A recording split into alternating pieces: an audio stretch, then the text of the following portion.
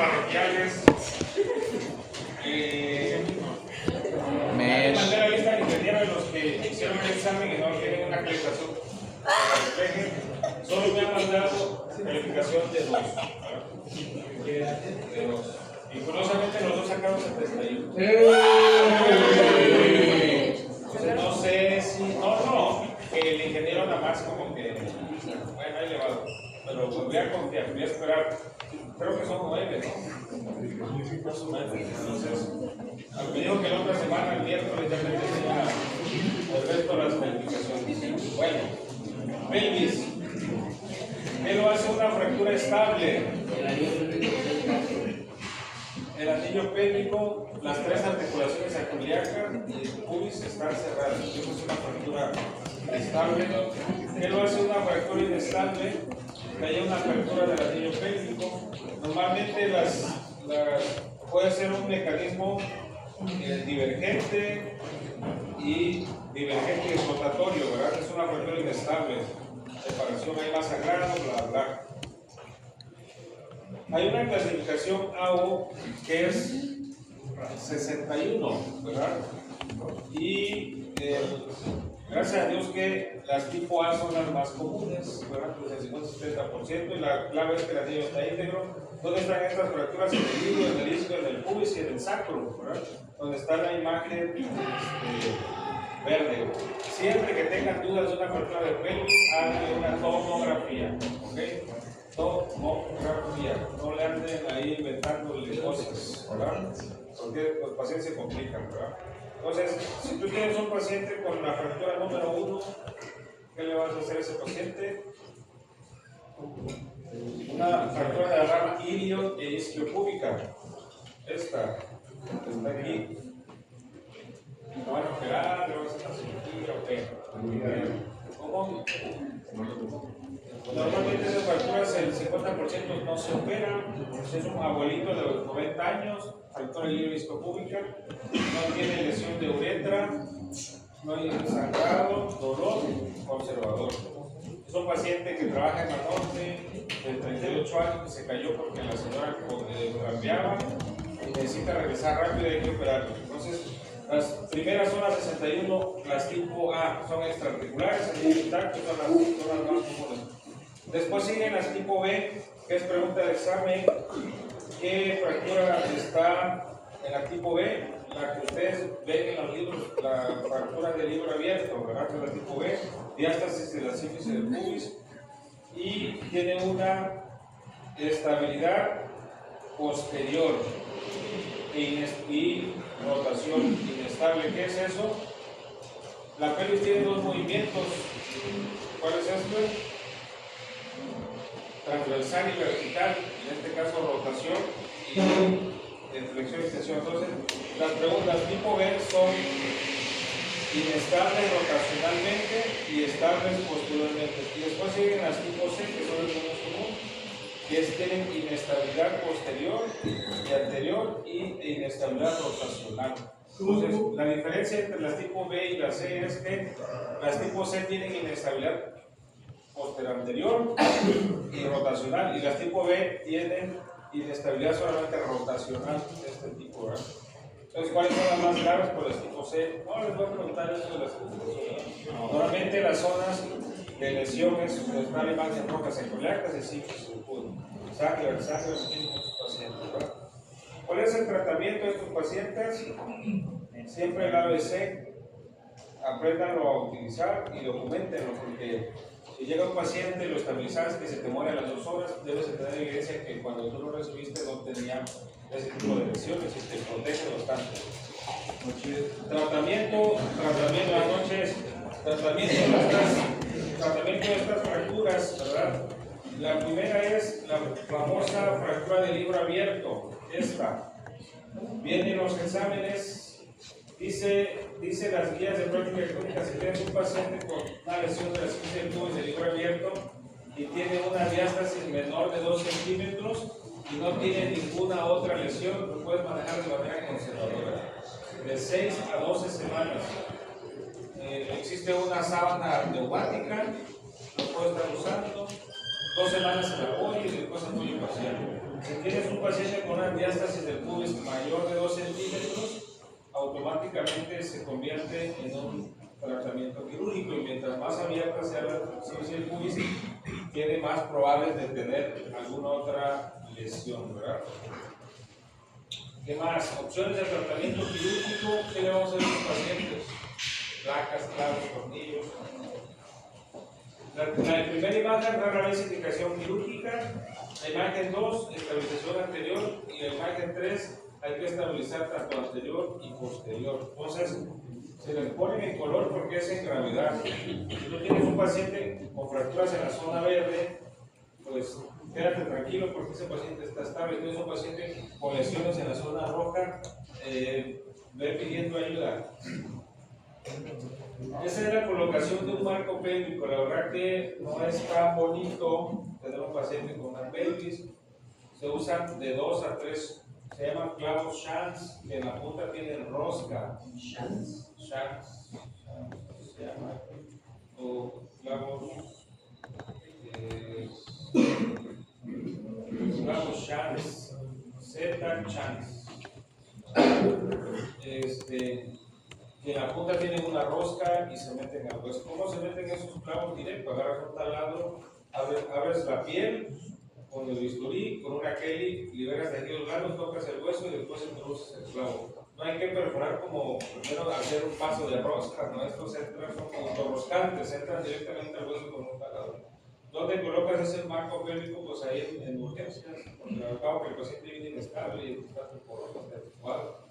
Ese es un marco pélvico. Esa es la correcta forma de colocar una sábana pélvica. La sábana pélvica no es un tratamiento definitivo, es provisional. A menos que sea una fractura estable, pues la puedes usar.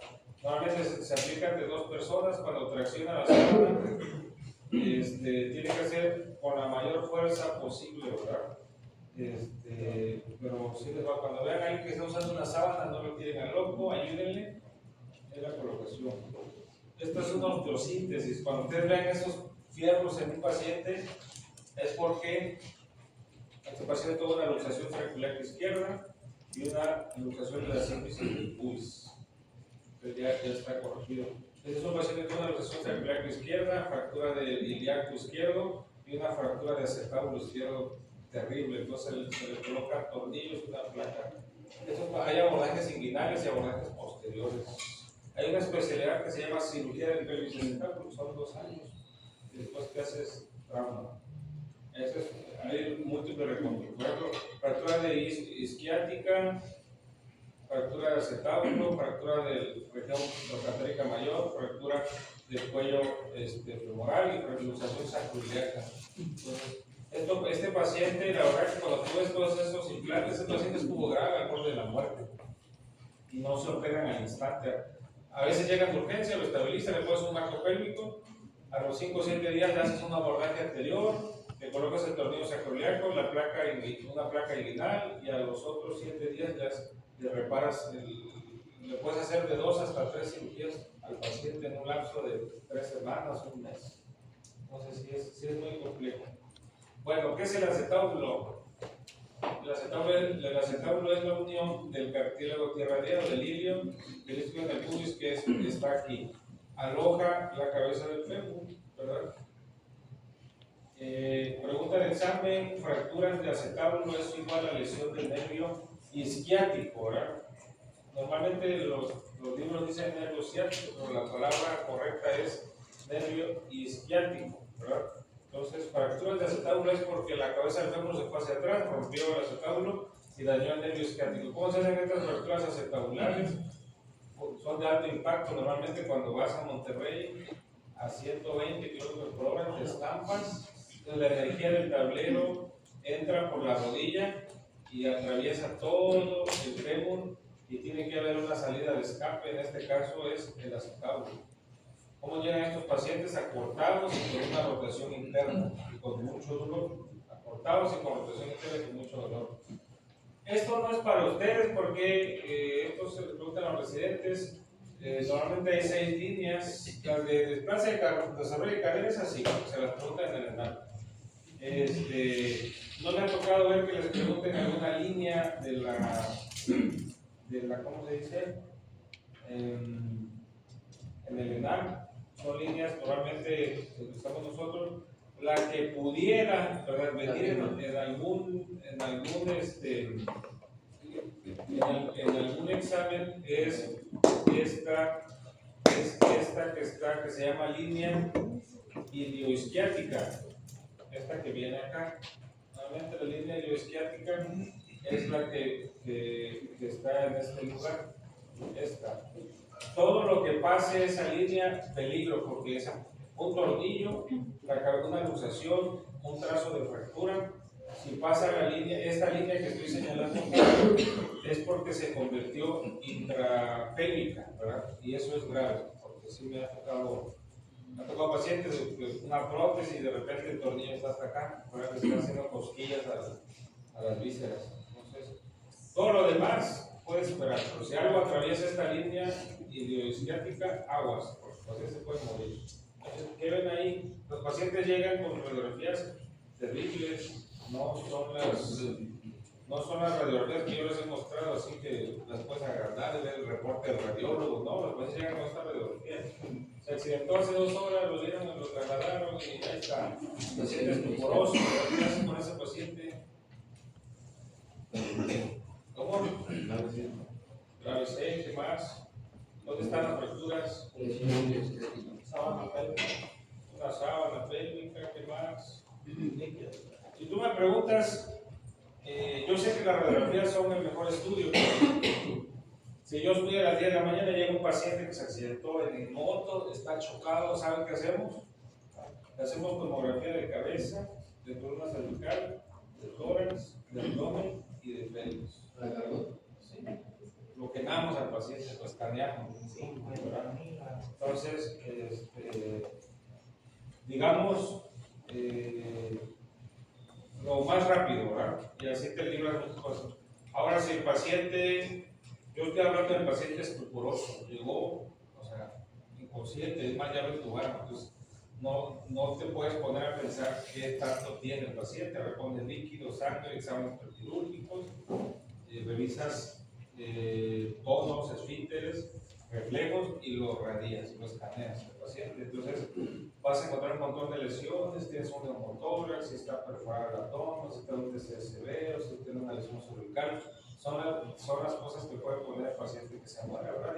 Y sacar. Entonces ya haciendo eso, pues el paciente pues más o menos lo está librando que se te muera, ¿verdad? Ahora si llega el paciente, no está el doctor, lo revisas, esperas que el paramédico te dé información, le pides una BH, el técnico de rayos X no llega, ¿verdad?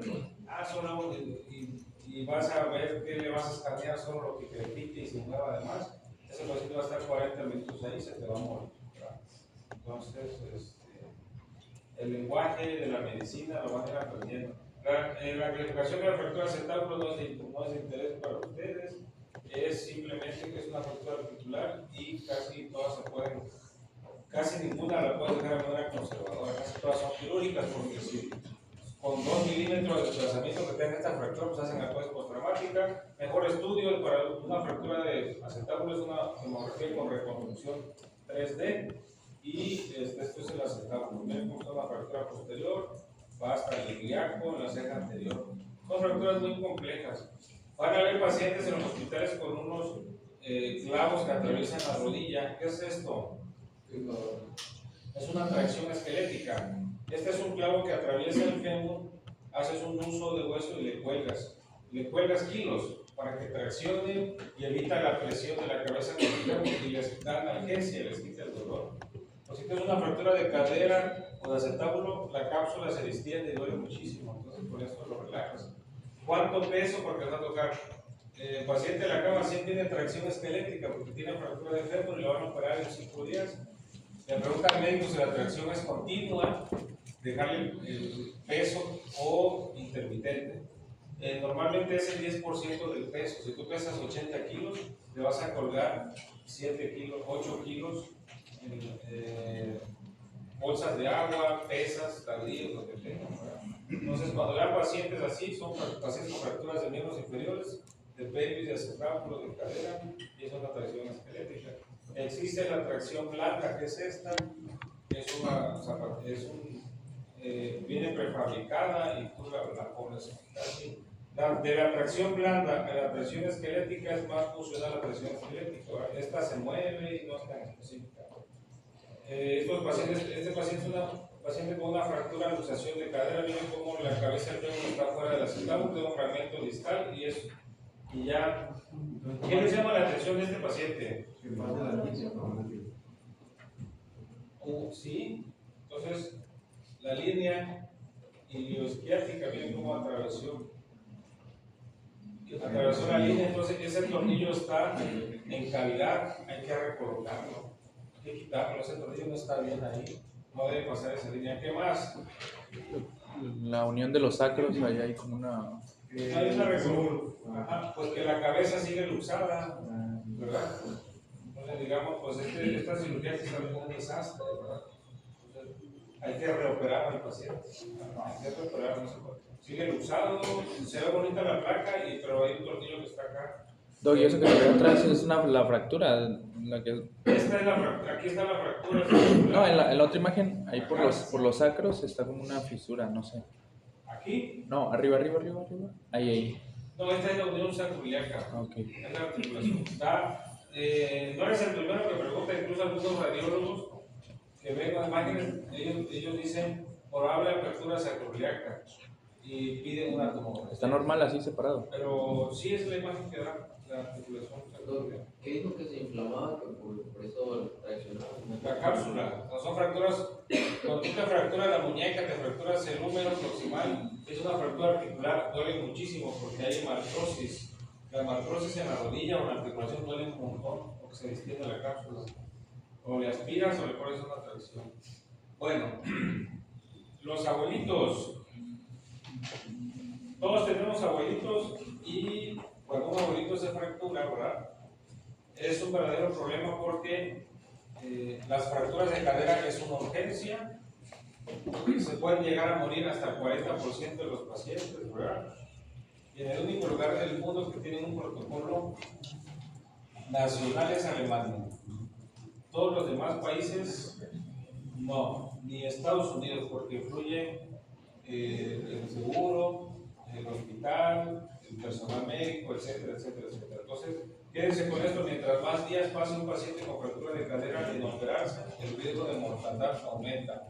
Si tú tienes un abuelito de 75 años que se fracturó y lo operaron en los primeros 3 días, el pronóstico es bueno.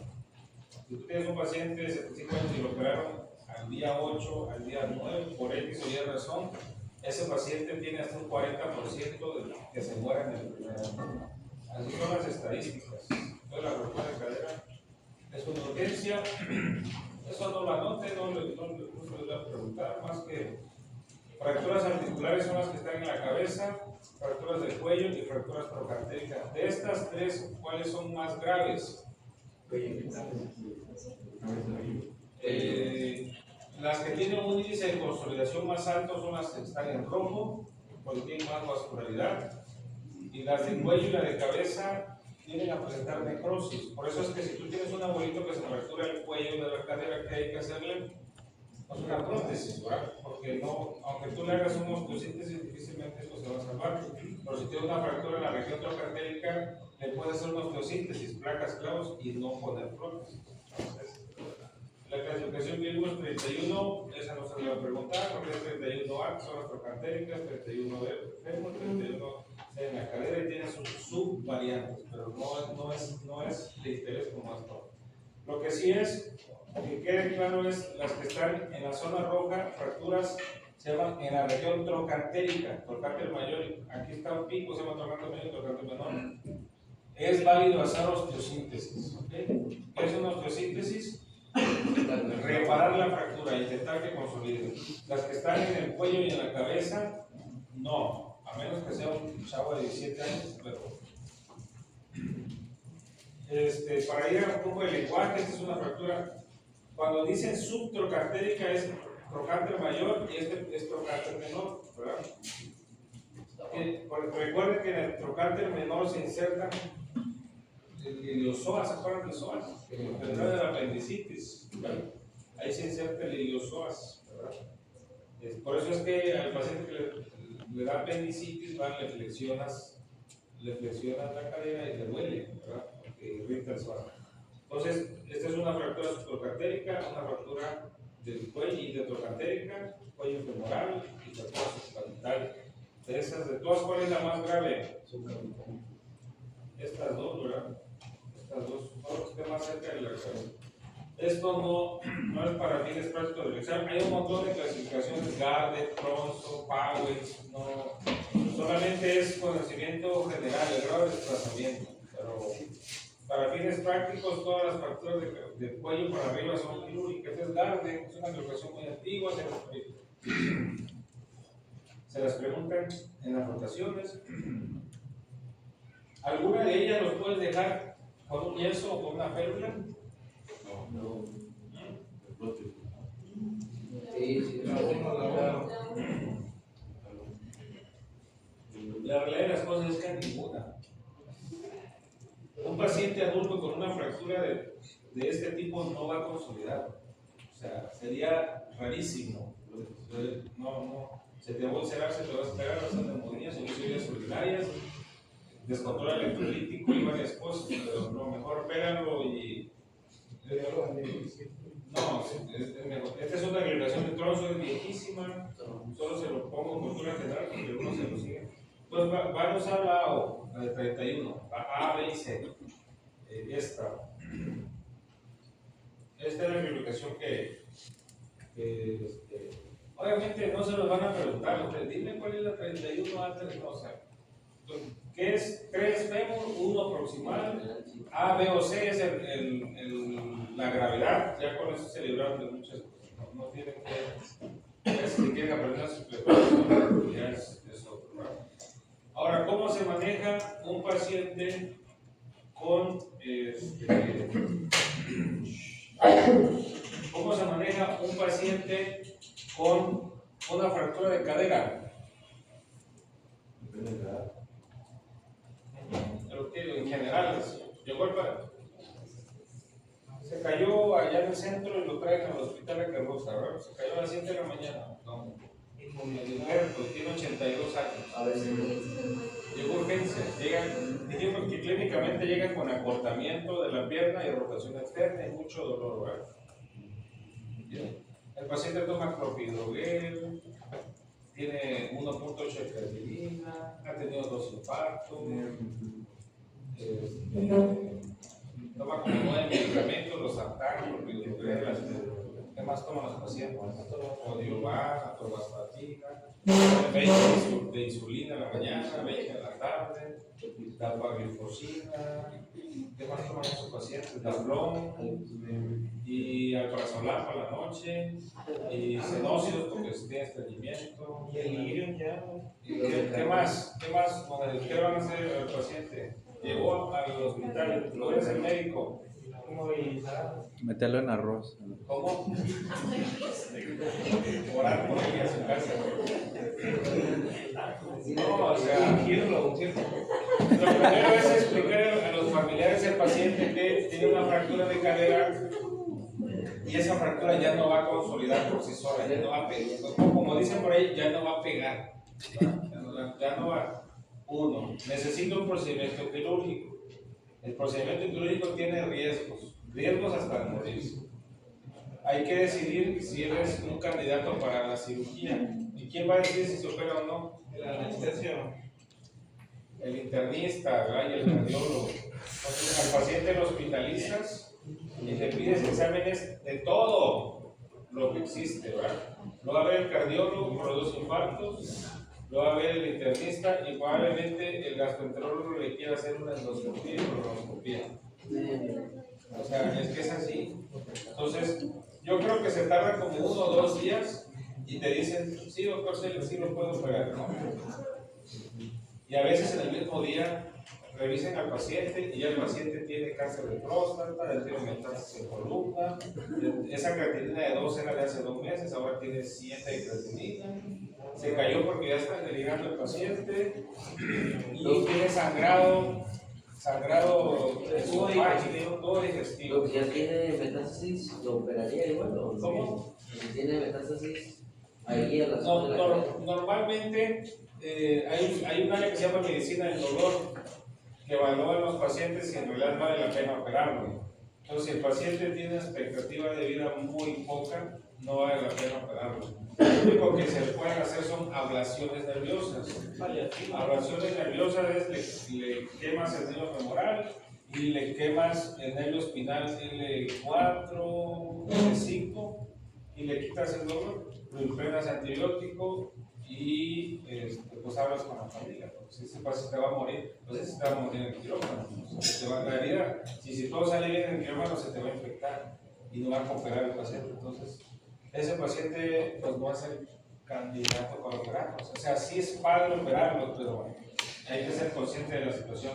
Entonces, ahora si te llega un paciente que tiene 70 años, la señora es hipertensa, toma losartán, no es diabética, camina todos los días 2 horas, incluso la señora hace el aseo de su casa, se cayó porque iba la atropellaron. Fue un accidente, se fracturó la cadera, ¿verdad? La van a operar a esa paciente. La va a ver el internista, va a decir, esta paciente está más sana que tú y yo, ¿verdad? Y va a ser la mejor paciente para hacer una cirugía. Ahora, ya terminamos con esto. Doctor, ¿le ponen la parcial con los 80 años? Yo le pondré una total, porque si es muy activa, hay que poner una buena prótesis que le dure muchos años. Por ejemplo, si tiene las mismas características, pero la señora no hace nada, solamente se para, hace sus 3 comidas, está en la cama y solo sale al patio, no hace gran cosa, le puedes poner una parcial, pero si es muy productiva, que camina un montón, pon una prótesis total, para que no la limites. Entonces, ¿qué es esto? Esto es una fractura del cuello, le quitas la cabeza femoral y le pones un implante. El implante tiene 3 componentes, tiene un acetábulo, tiene una cabeza y tiene un vástago. Esta es una prótesis bipolar, ¿verdad? Ya no es su cadera, por esto la va a hacer que se recuerde. ¿Cuándo empiezan a caminar estos pacientes? Pues al otro día, ¿verdad? Entonces, paciente que no camina, paciente que se muere. Paciente que no camina, paciente que se muere. Esto es un abordaje, hay abordajes laterales, anteriores y posteriores. ¿Cuál? La mayoría lateral. La mayoría hago abordajes laterales. Posteriores ya no hago y abordajes anteriores sí hago, pero tiene que ser un paciente muy delgadito. Paciente muy delgadito, exquisito. Sí, ¿De cuántos estamos hablando?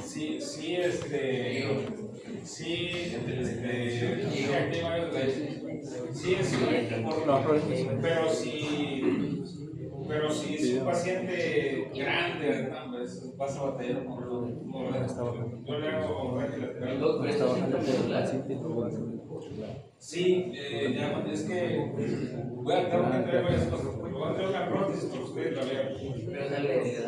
Esto es, el paciente lo pones de lado, haces una herida abordaje lateral, bien, abres la fascia lata y retiras el fragmento óseo. El canal del fémur, existen unas rimas, son como cucharillas y fresas que dan vuelta y tienes que vaciar el canal medular, vaciarlo literalmente y meter la prótesis. La prótesis va adentro del hueso y el acetábulo, esto lo tienes que separar para verlo bien y hay una fresa redonda y le comes al hueso aquí hasta que le quitas el poco cartílago que tiene hasta que veas el hueso subcondral para que sangre. Y ya tienes que hacer, existen aditamentos para orientar la prótesis. Por ejemplo, este acetábulo debe de tener una inclinación de 45 grados y una anteversión de 15 grados. Es la forma correcta de poner un acetábulo. Y el fémur, ¿verdad? el fémur tiene aquí una cejita, ¿verdad? Esa ceja se tiene que recaer en el trocánter menor donde está este hueso. Entonces, pues el paciente sangra, yo les pongo ácido tranexámico antes de la cirugía para que sangre un poco. 500 miligramos, la ámpula vale 2,000 pesos, ácido tranexámico. Y el paciente que tú metes en una prótesis debe tener una valoración así como que muy específica, porque ese paciente puede ser un familiar de ustedes, así como que operarlo hacia la brava, pues no.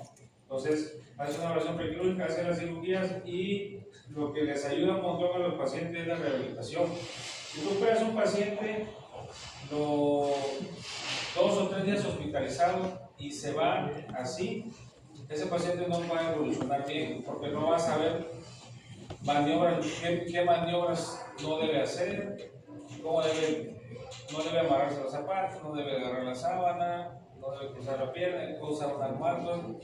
Cuando lo operas, le pides al departamento de rehabilitación que por lo menos lo vaya a ver 1 o 2 veces y a ellos le ayudan cómo caminar, cómo sentarse, qué movimientos no debe hacer. Entonces, les mostré, hay una imagen que en la educación, mientras más educado esté el paciente, mejor evoluciona, mejor van las cirugías. Cuando ustedes operen, sean neuros, uros, lo que sea, mientras más eduquen a su paciente, les va a ir mejor. O sea, no nada más dan la receta.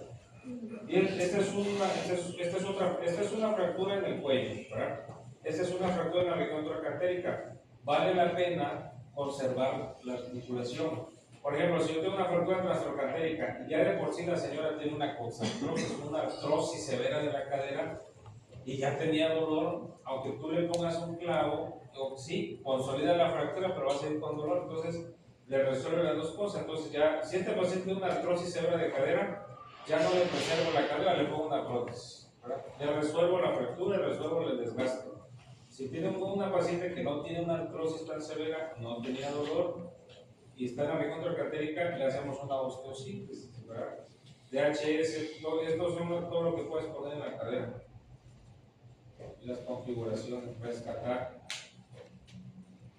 y clavos y más clavos. Estas son las diferentes configuraciones, clavillos, un sistema DHS para fracturas, una prótesis parcial y una prótesis completa.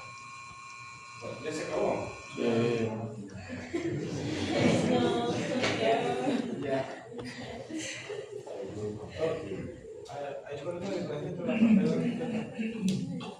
La parcial solamente es el fémur, cabeza y vástago femoral. La completa, aparte de la cabeza, vástago femoral tiene un acetábulo. Aquí en la parcial el acetábulo no le hace nada.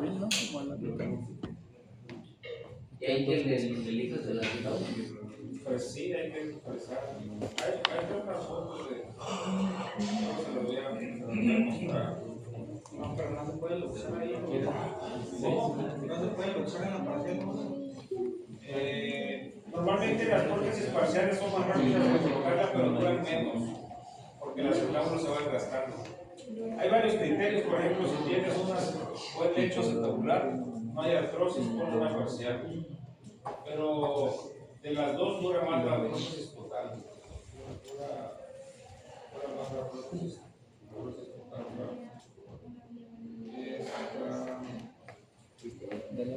Vamos a, bueno, ya que preguntarme esto. Hay una parte, a ver si viene acá. Vamos a ver una parte que se llama rehabilitación.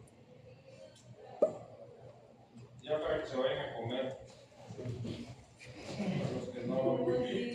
Hay cardio, no se puede. Tiene exámenes de cardio. El asunto, vamos a ver una parte de rehabilitación, pero no es ahorita nada más como preguntaron. Hay una frase que dice movimiento es vida. Y existe la gran controversia de cuándo movilizar los pacientes, como estas dos. Por ejemplo, si el paciente lo dejas mucho tiempo inmóvil, va a ser rigidez, va a ser adherencias, va a tener dolor, va a haber más propensa a trombosis, solución de vías urinarias, a úlceras, a depresión y a un montón de cosas. Si el paciente lo movilizas muy prematuramente, las cirugías que tú hagas pueden fallar, Mi marca de agua. puede haber más sangrado, se pueden caer los pacientes y automáticamente pueden haber refracturas. Entonces, recuerden que la medicina no es una receta de cocina, ¿verdad? Y tienen que aprender a equilibrar estas dos cosas con los pacientes. Por lo que dijeron ese es un estudio muy interesante, cómo la educación en los pacientes influye un montón en la recuperación. Y recuerden que el cirujano solo toca como un 40% al paciente. De una cirugía, tú haces la parte más importante, pero es un 40%. Todo lo demás es los medicamentos, el cuidado postoperatorio y varias cosas. Lo que decían de las prótesis de cadera, por ejemplo, esta es una prótesis parcial. Esta es una prótesis parcial de cadera, casi ya no se usa. Es una prótesis Thompson, porque estas prótesis duran poquito, 7, 8, mucho 10 años, y limitas al paciente a que camine poco, ¿verdad? Porque acetábulo no le vas a hacer nada. Sin embargo, si tú tienes un paciente que no tiene una expectativa muy larga de vida, porque tiene muchísimas comorbilidades y no camina mucho, entonces es una buena opción porque es rápida y fácil de colocar. Entonces, lo ideal es ya no colocarlas, pero todas sí, bueno. Esta es tampoco sea en el extremo como esta, ¿verdad? Esta es la prótesis primaria, ya falló. Ahora, esta es una prótesis de revisión. Esta es una complexión acetábulo, cómo se pegan las prótesis al hueso con tornillos o por cemento. Aquí se fracturó este paciente, le pusieron varios anclajes, es un vástago enorme, ¿verdad? Entonces, tú ves esa radiografía, es una cirugía súper invasiva, ¿verdad? Súper invasiva. ¿Y cuál es el problema de las prótesis? ¿Qué se les ocurre? ¿Cuál es la complicación más temida por los cirujanos? Infecciones, trombosis, pero... ¡Hala! Que se luxe. Esta paciente lo operamos el lunes en la tarde. Había tenido una cirugía previa y se luxó. Y ya le pusimos una prótesis de revisión. Entonces, lo más temido es que se luxe. Sí. La reducción quirúrgica. Cuando una prótesis se luxa, el paciente llega, pues se luxó, no puede salir, siente un crepe, se va a cortar la piedra, está mucho dolor. Cedas al paciente y lo reduces. ¿Lo reduces para qué? Para que se vuelva a luxar. Entonces, si esta prótesis ya se te luxó una vez, es más probable que se te vuelva a luxar otra vez. Entonces, las guías es si se te luxa una cadera, la puedes reducir y mandarla a su casa así, con la idea de advertirle que puede volver a luxarse, ¿verdad? Entonces, el 99% de los pacientes se van a volver a luxar. Entonces, cuando se te luxa una cadera es porque alguno de los componentes no quedó bien. Y hay que reoperarlas. Hay que reoperar ese poder. No traes la prótesis, pero bueno, eso se va a traer. Entonces, por ejemplo, cuando ahorita que mencionamos las fracturas, siempre acuérdense que la rehabilitación es bien importante y no operas al paciente y lo vas a mandar a terapia en 2 meses. No, al paciente lo tienes que mandar a la rehabilitación desde que lo operaste o muy pocos días, porque sí influye bastante. Trombosis y sangrado, siempre en una prótesis de cadera tenganlo en cuenta. Trombosis y sangrado, ¿Cuánto es lo mínimo que puede ir un paciente de alta? Si operaste una cadera y en 3 días tiene una BH de 9, ¿se puede ir a su casa? ¿Por qué?